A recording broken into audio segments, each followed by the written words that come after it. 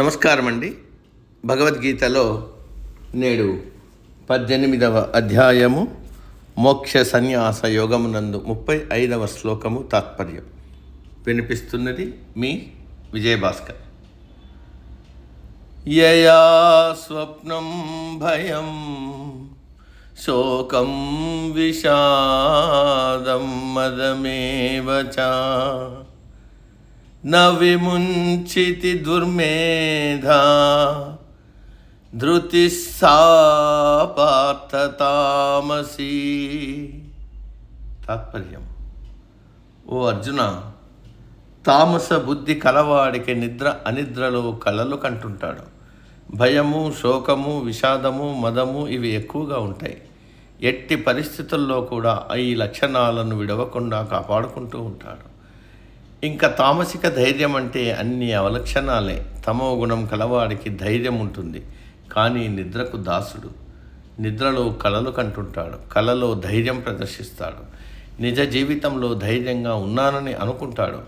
తనకన్నా ధైర్యవంతుడు లేడు అని ప్రగల్భాలు పలుకుతాడు, కానీ లోపల పెరికితనం మెండుగా ఉంటుంది. ప్రతి దానికి భయపడతాడు, వణికిపోతాడు.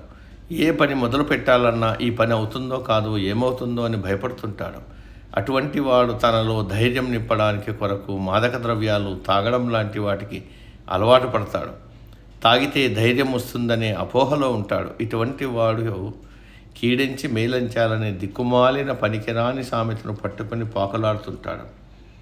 భయం వీరి లక్షణం. ఇంకా ఇటువంటి వాళ్ళు ఎప్పుడూ ఏదో కావాలి అన్న కోరిక, రావలసింది రాలేదే అన్న దిగులు, ఏదైనా చెయ్యాలనే విపరీతమైన భావన, ఏమీ చేయలేని పిరికితనం, ఇవన్నీ తామస పట్టుదల అంటారు.